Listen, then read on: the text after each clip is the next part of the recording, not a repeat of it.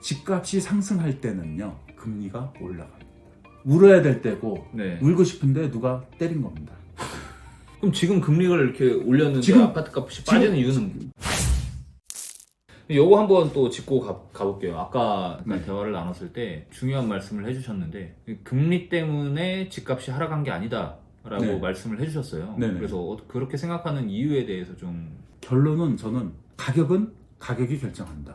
그렇게 얘기하거든요. 네. 가격이 비싸면 가격이 내려가는 거고요. 가격이 싸면 올라가는 거고요. 네. 아니 그 본질이 맞는 것 같아요. 당연히 가격이 비싸면 너무 비싸졌기 때문에 내려가는 게 맞는 거고. 네, 맞는 거죠. 가격이 싸면 말이 안 되는 가격이니까 다시 올라갈 일밖에 안 남았으니 그렇죠. 올라가는 게 맞는 거죠. 네. 그러니까 처음에 가격이 올라가는 게요. 네.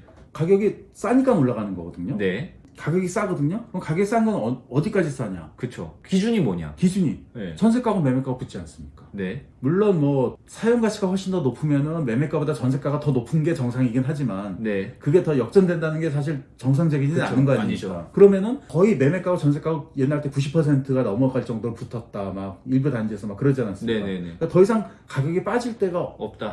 없을 때까지 빠진 겁니다. 그렇기 그렇기 때문에 이제 올라가는데 그때가 올라갈 때는 전세가가 이제 매매가를 밀어 올리는 거죠. 거기서 전세가는 계속 올라가는데 매매가는 그보다 더 싸질 수는 없으니까 어쩔 수 없이 전세가가 밑에서 위로 쭉쭉 밀어 올리니까 매매가가 이제 올라갔었죠. 네. 처음에는 갭 투자라든지 예. 비용 별로 안 들어가고 거의 레버리지 없이 할 수 네. 있는 투자, 소액 투자로 할 수 있는 거 네. 거기서부터 이제 올라갑니다. 그렇기 네. 때문에 저가 지역부터 이제 가격이 올라가기 시작합니다. 처음에는 수급이 무너졌었다가 네. 수급이 안정화가 되면서 그렇게 되면 그때부터는 이제 유동성의 힘으로 돈의 힘으로 올라가기 시작합니다. 네. 전에는 90% 주고 전세 사느니 아니 내가 내 집에서 그냥 살고 말지 그런 마음으로 집을 사게 되는데 네. 어느 순간에 이게 가격이 조금씩 올라가네 그럼 돈이 되네 그때부터 이제 돈이 들어오는 거죠. 그 시장이 이제 유동성의 힘이 작용하는 거죠. 네네. 모든 시장이 다 그렇게 됩니다. 네. 수급이 무너지면은 그 시장이 망가지는데 네. 수급이 탄탄해지면 그다음부터는 이제 돈 되는 자금이 들어오기 시작합니다. 네네. 모든 원자재 시장도 그렇고 모든 게 다 그렇게 들어옵니다. 예. 이제부터 돈이 된다. 그러면 그때부터 이제 돈을 유인하게 되는 겁니다. 네네. 돈은 돈 되는 곳으로 갑니다. 네. 돈은 윤리 따지지 않습니다. 네네. 그렇죠. 네. 시장이 그렇죠. 시장이 언제 그런 거기 때문에.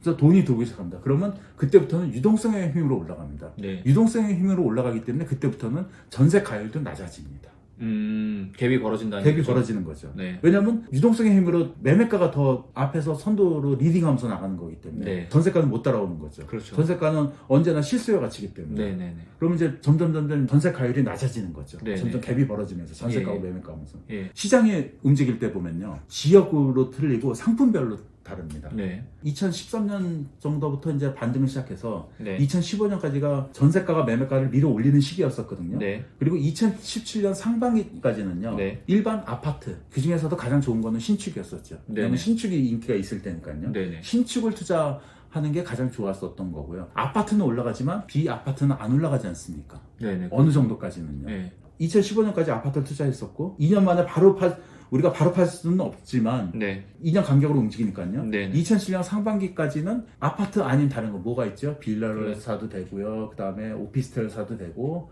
돈 좀 더 있으면 주복을 사도 됩니다. 그러면 우리나라 주복 중에서 가장 좋은 게 어떤 거죠? 타워팰리스죠. 타워팰리스죠. 타워팰리스 50평대가요. 2017년 상반기까지 갭 얼마면 살 수 있었을까요?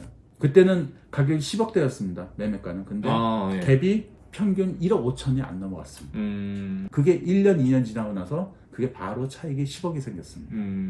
그때까지 2017년까지는 그거 들어갔었으면 됐습니다. 그 다음에 2019년 상반기까지는요. 또 다른 거 안 오르는 게 뭐가 있을까요? 돈을 번 사람들이 움직일 수 있는 게 뭐죠? 대형입니다. 대형이 그때까지는 안 떴습니다. 신축은 아니더라도 신축은 이제 대형은 거의 안 지으니까요. 네. 그러면 준신축 중에서 대형이 가장 많은 데가 어디죠? 반포 레미안 자이가 가장 많고요. 반포 레미안 퍼스티지입니다. 60평대 이상이요. 두 개가 다 30% 정도 이상은 됩니다. 3분의 1 정도 가까이가 60평대 이상이라는 건 엄청나게 큰 거거든요. 그때 그 60평대 가격이요. 40평대랑 거의 차이가 없었습니다. 2019년 상반기에 갭이 15억이었습니다. 잠실에서도 갭이 10억이 다 넘어갔었습니다. 3, 40평대도. 근데 거의 60평대 갭이 거의 같은 금액 차이였습니다. 반포 레미안 퍼스티지에 60평대 전세가 30억, 매매가 45억. 갑자기 40몇 억에 샀던 게 다 60억이 넘어갔습니다. 최근에도 보면은 80평대 84억에도 거래가 났었죠. 네, 그렇죠. 네. 이슈가 됐죠. 이슈가 됐었죠. 네. 그리고 중심지에서 조금씩 퍼져나갑니다. 그래서 이제 강남 기준으로 좋은데 평당 1억 찍었습니다. 네. 그 기준에 이제 키높이가 다 맞춰진 거예요. 그렇죠. 아파트, 그다음 비아파트, 그다음 아파트 중에서도 소외받았던 대형까지. 그럼 다 맞췄거든요. 네. 거기서 더 올라갈까요? 더 못 올라갑니다. 이제 빠질 때가 된 겁니다. 빠질 때가 됐는데 금리가 팍 올라가는 거죠. 한마디로 빠질 때가 됐는데 금리 때문에 더 떨어질 수는 있어도 올라갈 게 안 올라간 건 아닙니다. 그 시장이 전에도 보면 그랬습니다. 2004년도에도 그랬었고요. 요번에도 똑같은 겁니다. 일단 기본적으로 가격이 비싼 상태에서 네. 키높이 조정이 되는 겁니다. 네네. 그렇게 이미 됐기 때문에 더 이상은 올라갈 수가 없었던 거죠. 그러니까 금리 때문에 빠진 게 아니라 가격이 이미 비싸질 대로 비싸진 상태에서 금리까지 올라서 더 떨어질 빠진, 수는 있어도 금리 때문에 떨어지는 건 아니다. 아니다. 네. 네. 저는 그겁니다. 지금은 울어야 될 때고 네. 울고 싶은데 누가 때린 겁니다. 그러니까 이제는 울 때 아주 악을 쓰면서 나 죽겠습니다 하고 이제 우는 거죠. 아, 비유가 찰떡이네. 때려서 우는 게 아니라 내가 울고 있었는데 누가 날 때렸네요. 네, 때렸어요. 그래서 더 악을 쓰고 지금 우는 겁니다. 아, 그런 지금 그런 상황입니다. 아, 그런 단계구나. 근데 그나마 또 다행인 거는 네. 새로운 정부가 반응이 빠르지 않고 대처가 좀 늦습니다. 네. 어쨌든 간에 시장을 관리할 생각은 있다는 거는 제가 느끼기 때문에 그러면 어느 정도 선에서는 또 조정이 가능하다고 생각되거든요. 네네. 그러면 그렇게 조정이 되면은 지금 이제 빠지는 거는 이제 좀 있으면 이제 누그러지지 않을까 그렇게 됩니다. 근데 그렇다고 바로 올라가는 건 아닙니다. 그렇죠. 원래 시장이라는 거는요, 부동산은 바로 올라갈 수가 없습니다. 전에도 보면 2004년에서 2005년 1년의 시간이 있지 않았습니까? 예. 마찬가지입니다. 이것도 또 1년 정도는 아니더라도 그 가까운 시간이 더 걸릴 수도 있습니다. 물론 정부가 조절하는 거에 따라서 조금 기간은 좀 차이가 날 수 있겠지만 네네네. 어느 정도 그 시간이 걸립니다. 요즘 최근에 어떤 뭐 네임드 유튜버라든지 네임드 같은 그런 사람들 보면은 거래가 좀 났으니까 바로 반대될 것처럼 얘기하는데 네. 그렇게 될 수가 없습니다. 저는 이제 리마님께서 저한테 데이터를 보여주셔서 알고 있지만 가격이 오를 대로 올랐다라는 거는 데이터를 보고 수치를 보고 파악을 하시는 거죠? 네, 그렇습니다. 네. 저는 추세선을 보고 네. 여러 가지 또 사람들이 그 심리적인 저항선이 있습니다. 네. 전에는 억 단위였는데 네. 요즘에는 5억, 10억 단위로 이제 저항선이 생기거든요. 네네. 그 저항선이 있기 때문에 그 저항선하고 또 이제 추세선하고 네. 그걸 보면은 지금 비싸구나, 안 비싸구나. 그럼 리마님께서 지금의 시장 가격은 너무 과열이다라고 판단했던 시기는 대략 몇 년 몇 월부터 좀 느낌이 오기 시작했어요? 그 느낌이라기보다 네. 데이터로 저는 2021년 하반기부터는 네. 2020년 말 21년 초에 확 뛸 때가 있었거든요. 네네네. 전 그때 파크리오 매도 했었습니다. 아, 그때? 네, 그때 했었고요. 네. 2000년대 중반에 못해서 어쩔 수 없이 거의 15년 뒤에, 한 사이클 뒤에 매도한 겁니다. 그러니까 15년 동안 저는 이게 가장 잘못된 투자인 거죠. 15년 동안 묶인 겁니다. 근데 지금 중요한 건 뭐 그 얘기가 아니고 21년도에 그때 초까지는 그냥 비싸더라도 그냥 잡을 만한 가격이었었는데 네. 21년 하반기부터 네. 거의 거래는 없었지만 22년 상반기 잡은 사람들이 있습니다. 네네. 그 가격까지는 다 부담된다고 되는 거죠. 잠실 시형 아파트를 몇 평을 갖게 되신 거예요? 저는 30평대를 가지고 30평대. 그럼 이거를 언제 매도를 하셨다고? 2021년?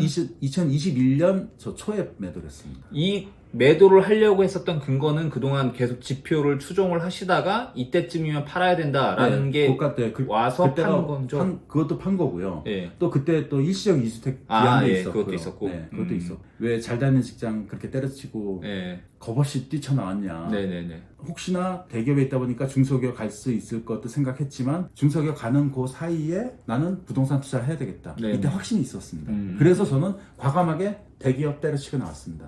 그때 마침 명퇴를 하면서 돈도 조금 쥐어준다고 해서 네. 또 그것도 솔깃한 것도 있었지만 예. 그때 저는 제 인생을 걸고 나왔습니다. 네. 그때 나와서 2014년 반등하는 걸 알기 때문에 14년 말에 명퇴할 때 신청해서 2015년도 초에 퇴사를 했었거든요. 네. 퇴사하고 나서 15년도에 투자한 거로요. 네. 투자하고 지금까지 안 하고 있습니다. 그때 분양권을 산 겁니다. 네. 왜냐면 그때 그 한번 재건축을 경험해보니까 진짜 재건축 안 하고 새로 된 분양권을 사겠다. 네. 해가지고 2015년도에 세팅해놓고요. 네. 그러고 여태까지 있는 겁니다. 그리고 이제 세월을 기다리고 있는 거죠.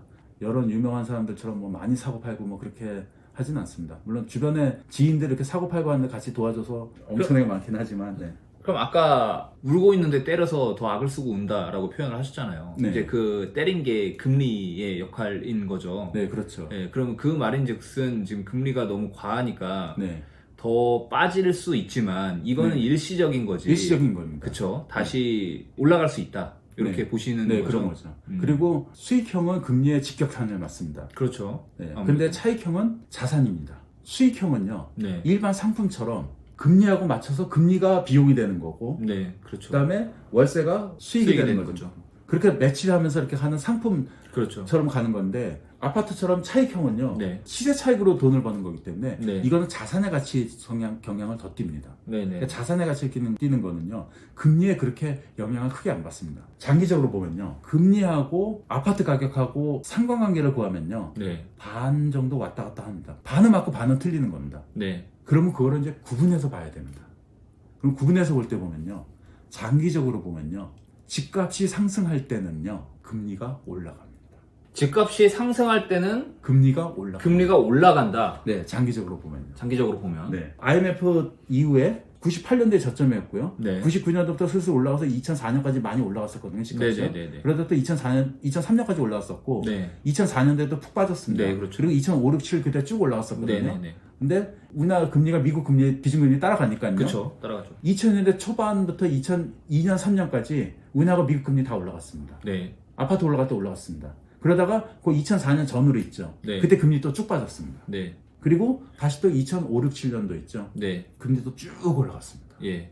그럼 지금 금리를 이렇게 올렸는데 지금- 아파트 값이 빠지는 지금- 이유는 보십시오. 2010년대 초반에는 유럽 마이너스 금리였고, 뭐 미국 제로 금리였었죠. 네. 우리나라 금리 엄청 낮았었죠. 네네. 그러다가 아파트가 계속 올라갈 때 계속 금리 올라갔습니다. 네네. 그러다 지금 2022년도에 금리가 미친 듯이 올라간 거죠. 이거는 금리가 올라간 게 아니라 어떻게 보면 발작 수준에 올린 거죠. 여러 가지 뭐 미국에 뭐 여러 가지 그 숨은 뜻이 있다고도 하는데 이거는 예외적인 경우고요. 전체적으로 금리가 올라갔다 보면 아파트 값도 올라갑니다. 왜 올라갈까요? 금리가 올라갈 때는 경기가 호황일 때죠. 호황이니까 금리를 올리죠. 네네. 경기가 호황일 땐 자산 가치도 올라가죠. 네. 그게 정상인 거죠. 근데 이거는 뭐 상상을 초월할 정도로 올라가니까 지금 그런 겁니다. 지금은 특수한 상황이다. 특수한 상황입니다. 그 말인즉슨 일반적으로는 금리가 올라갈 때 집값이 올라간다. 집값이 올라갑니다. 왜냐? 자산이기 때문에. 수익형이랑 왜냐면 수익형은 다르니까. 다르니까요. 수익형은 오로지 그걸로 빼먹는 것. 그렇죠, 그렇죠. 그거에 따른 수익률 계산이 되니까. 되는데 자산은 어차피 묻어두기 때문에 네. 이 금리에 따라 너무 좌지우지되면요, 인류 역사상 부동산이라는 거는 자산으로 존재하지 않게 됩니다. 그건 좀 깊게 들어가는 내용인데요. 근데 궁금한 게 그동안의 시장이 금리가 오를 때 자산 가격이 올랐어요. 그거는 인정을 해요. 근데 지금 같은 경우에는 이게 금액 단위가 달라졌잖아요. 그렇죠. 예전에는 뭐 5억이었다면 네. 지금은 10억, 20억 20억, 단위로 되면서 원리금리 수준이 과거와는 엄청 차이나게 달라졌다는 얘기예요. 그렇죠. 그렇죠. 그걸로 인해서 금리가 높아지면 가격이 빠질 수 있다라고 생각할 네. 수 있는 거 아닌가요? 그렇게 될 수가 있죠. 네. 네. 그거에 대한 답은 저가 지역은요, 네. 더 타격을 많이 받을 수 있습니다. 네. 근데 고가 지역은 별로 타격을 많이 안 받습니다. 왜냐하면 고가 지역일수록 네. 주담대 비율이 엄청나게 낮아서? 작습니다. 네, 낮았습니다. 저 투자자들이 쉽게 들어가는 그런 거 있죠. 예, 예, 예. 그런 지역일수록 더 몰락할 수가 있는 거죠. 그러면 더 양극화가 될 수 있는 가능성이 있는 거죠. 제 답은 그겁니다. 일부분 정도만 영향을 받는다. 일부분은 영향을 안 받고. 그럼 일부분 영향을 안 받는 게 어디냐? 그건 고가 지역이고. 그리고 고가 지역일수록 자기 돈 많이 들어가는 사람이 많고요. 고가 지역이 영끌에서 들어갔던 사람은 그 몇 건만 경매가 나오면 경매 나온 걸로 그냥 처리되고 그냥 해소가 되는 게 아마 그렇게 해서 해결될 겁니다. 근데 그 건수가 많지가 않기 때문에 그쵸. 고가 지역은 버티고요. 저가 지역은 그렇게 많이 들어갔던지 그걸로 인해 특히 무너진다. 지방의 법인으로 들어갔다든지 그런 데는 이제 무너지고 그러면 거기는 큰 이슈가 될 수가 있는 거죠. 유동성 자금이 많이 풀리면서 돈의 쏠림 현상이 일어나서 고가주택을 취급하는 부자들은 돈이 많기 때문에 그런 고가주택에 대해서 대출 비중이 낮으니 낮고요. 금리가 올라간다 하더라도 그렇게 큰 타격은 없고 네. 경고하지만 네. 반면에 그거와 상반되는 저가주택일 경우에는 자기 자본이 아니라 대출을 무리하게 끌었으니 거기서 무너지는 현상이 발생이 되면서 금리가 네. 높아졌으니 그거에 따라 양극화 현상이 점점 심해질 수 있다. 이렇게 좀 해석을 해도 어휴, 되겠네요. 네. 저보다 훨씬 더 뛰어나시네요. 아니야. 어휴. 그래서 지금은 그런 과정일 수 있겠네요. 금리가 높아졌잖아요. 네, 그렇죠. 그래서 좀 양극화 현상이 일어나는 과정일 수도 네, 있겠네요. 과정일 수가 있는 거죠. 네, 그런 논리기 때문에 강남에 있는 주요한 아파트들은 많이 빠지고 있지 않은 거고 네, 그렇죠. 그 저가주택이었던 것들은 막 네, 지금 목소리가 빠지고, 나는 네, 거구나. 목소리가 나는 거고.